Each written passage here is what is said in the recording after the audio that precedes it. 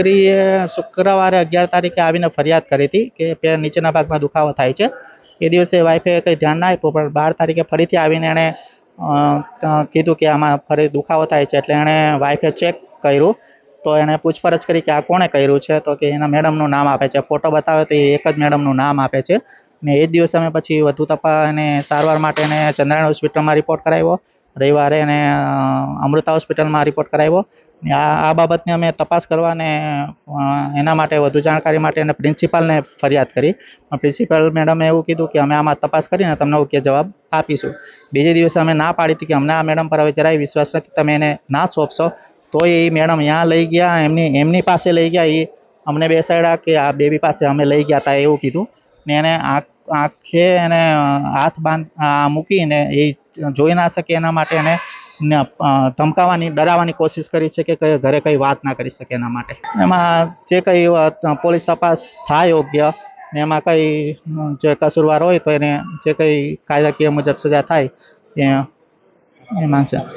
નર્સરીમાં છે ને 4 વર્ષ ને 4 મહિના થયા છે. અત્યારે કર્ણાવતી ઇન્ટરનેશનલ સ્કૂલમાં અભ્યાસ કરે છે. અત્યારે એફઆઈઆર નોંધવાની પ્રક્રિયા ચાલુ છે. એક શિક્ષક તરીકે હું આ વાતનો તદ્દન વિરોધ કરું છું કે જે બાળકને હું આખું વર્ષ સ્કૂલમાં મેં ક્લાસમાં ભણાવી છે, જે છોકરી એક શબ્દ મોઢામાંથી બોલી નથી શકતી, ખાલી ભણે જ છે, એના પેરેન્ટ્સ આટલો મોટો આક્ષેપ નાખે તો એ તદ્દન ખોટો છે. અને ક્લાસનું પ્રૂફ એટલું છે કે પૂરેપૂરો વિડીયો કેમેરા શૂટિંગ પેરેન્ટ્સને બતાવેલું છે કે એ બાળકી એક જ જગ્યાએ 3 કલાક બેઠી છે, ત્યાંથી ઊભી બી નથી થતી. અને મોટો આટલો બધો આક્ષેપ નાખે તો હું પેરેન્ટ્સને એવું પૂછું કે એ ઘરની બહાર બી ક્યાંક જાય છે તો બીજે તપાસ કરે. પણ જે વિદ્યાર્થીને શિક્ષા આપતી હોય જે ટીચર, એના માટે આટલો ખોટો આક્ષેપ સ્કૂલ ઉપર અને શિક્ષા ઉપર ન નાખે એવી મને નિવેદન છે. કારણ કે એક શિક્ષક તરીકે આ વસ્તુ મને બહુ જ મારા ઉપર ઈગો મારો હર્ટ થયો છે. આવું ન થવું જોઈએ કોઈ દિવસ. બેન, કેટલામાં ધોરણની વિદ્યાર્થીની છે અને નાની છે વિદ્યાર્થી, પ્રેપમાં ભણે છે, સાવ નાની સ્ટુડન્ટ છે, 4 વર્ષની બાળકી છે અને એ બોલતી બી નથી, એને બોલતા નથી આવડતું તો આટલું બધું કેવી રીતના બોલે? મારા ક્લાસમાં છે, મને અનુભવ છે. ખોટું બોલતી નથી. હું એમ કહું છું તમે એ બાળકી પાસે બોલાવીને જાઓ, આખું વર્ષ મારા ક્લાસમાં ભણી, એને બોલતા જ નથી આવડતું. એને કદાચ શારીરિક જે બી તકલીફ હોય એના રિપોર્ટ બી સ્કૂલે લાવ્યા હતા, એમાં રિપોર્ટમાં એવું દેખાડેલું છે કે એને ઇન્ફેક્શન છે, પાણી પીવાથી પ્રોબ્લેમ થયેલી છે. એમાં કોઈ પણ જાતના નવાન કોઈ પણ જાતના એવો રિપોર્ટ જ નથી. અરે બીજી કોઈ બી શારીરિક તકલીફ હશે પણ એના માટે પ્રૂફ તો કરે કે આ વસ્તુમાં આમાં સ્કૂલમાં જ થઈ છે. સ્કૂલ થી તો 1% આ વસ્તુ સાબિત નથી થઈ. સીસીટીવી 100% કેમેરા ચેક કરવા સ્કૂલ આવી શકે છે. પેરેન્ટ્સ ને બતાવેલા છે, એ જોઈને ગયા છે કે એમ એવું કઈ આવ્યું જ નથી, ક્યાંય સાબિત જ નથી થયું. આ વસ્તુ બાળકીને માતા પિતા તેડવા મૂકવા આવે છે કે કોઈ વાન દ્વારા કે કોઈ મૂકવા આવે છે અને વેન માં પાછી રિટર્ન માં જાય છે. હા, તદ્દન વિરોધ છું આ વાતનો. હું સ્કૂલ નવી બની ત્યારથી છું અને મને આ શિક્ષણમાં 10-15 વર્ષનો અનુભવ છે. કોઈ બી પેરેન્ટ્સ ને કોઈ બી વિદ્યાર્થીને પૂછી લઈએ કે હું કેવી શિક્ષા દઉં છું ને કેટલા વિદ્યાર્થીઓને પ્રેમ કરું છું. એટલે આ તદ્દન ખોટી વાત છે. આટલું ખોટું એક શિક્ષક ઉપર તદ્દન આક્ષેપ નો જ નાખી શકે. આ એક શિક્ષક તરીકે બધાને શરમજનક ઘટના કહેવાય. આટલું કે તો બીજા વિદ્યાર્થી કોક દિવસ આ વિચાર કરશે, કોક દિવસ ટીચર કે કેમ સ્કૂલમાં નોકરી કરવી એમ.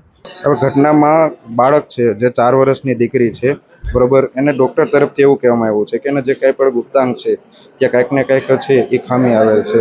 અને એના અલગ અલગ ઘણા બધા કારણો હોઈ શકે છે કે ભાઈ ઉનાળો છે તો ગરમીના લીધે ઘણા બધા કારણો જે અમારે ઘણા બધો સ્ટાફ છે એના તરફથી પણ રજૂઆત કરવામાં આવી. પણ પેરેન્ટ્સ તરફથી એક જ રજૂઆત છે કે જે શિક્ષક છે, એના જે ટીચર છે એમના તરફથી છે એને કોઈ પણ પ્રકારનો છે એ ઈજા પહોંચાડેલ છે. હવે એ એક સાચું કારણ નથી આવતું, કેમ કે એનું કારણ બીજું એક પણ કહું કે પેરેન્ટ્સ દ્વારા જ્યારે આવું કહેવામાં આવ્યું ત્યારે અમે પેરેન્ટ્સને પણ જે કાંઈ વિડીયો રેકોર્ડિંગ છે, જે ક્લાસનો રેકોર્ડિંગ છે એ બધું જ બતાવેલ છે. એમાં ક્યાંય પણ સાબિત થઈ શક્યા નથી. છતાં પણ શા માટે છે એ પેરેન્ટ્સની પાછળ પેરેન્ટ્સ છે એ શિક્ષકની પાછળ પડેલા છે એ ખ્યાલ નથી આવતો. કેમ કે બાળકીના ક્લાસ ટીચર એક જ છે અને બાળકી એક જ ક્લાસ ટીચરને ઓળખે. એનું કારણ એક જ છે કે આખા વર્ષ દરમિયાન એ જ ક્લાસ ટીચર અને એ જ શિક્ષક દ્વારા એને બધું જ શીખવાડવામાં સમજાવવામાં આવેલું હોય. એટલા માટે છે એક બાળકી એક જ શિક્ષકને ઓળખે છે અને એના તરફ છે એ આંગળી ચીંધે છે. 40 જેટલા વિદ્યાર્થીઓ છે. ઘણા બધાને થઈ શકે, પણ બધા વાલીઓ છે એ સમજદાર હોય છે, શિક્ષક ઉપર ખોટો આક્ષેપ નથી લગાવતા. અને આ જે વાલી છે એને શા માટે આક્ષેપ લગાવેલો છે અથવા તો એની પાછળના બીજા કોઈ પડદા પાછળ હોય અને એના દ્વારા આક્ષેપ લગાડવામાં છે જે સાચું ખોટું છે એ બહાર જ નથી આવતું. કેમ કે અમે બધું વિડીયો રેકોર્ડિંગ ને બધું બતાવેલ છે, એમાં ક્યાંય પણ વાલી એવું સાબિત કરી શક્યા નથી કે શિક્ષક દ્વારા છે એ ઈજા પહોંચાડેલ છે. અમે વિડીયો રેકોર્ડિંગ ને બધું બતાવેલું છે, તમે એવું હોય તો વાલીને પણ પૂછી શકો છો. એને જે દિવસનો જે ટાઈમનો કીધો એ બધા જ વિડીયો રેકોર્ડિંગ અમે બતાવેલા છે અને વાલીને જે રેકોર્ડિંગ બતાવેલા છે એના પણ પ્રૂફ અમારી પાસે છે.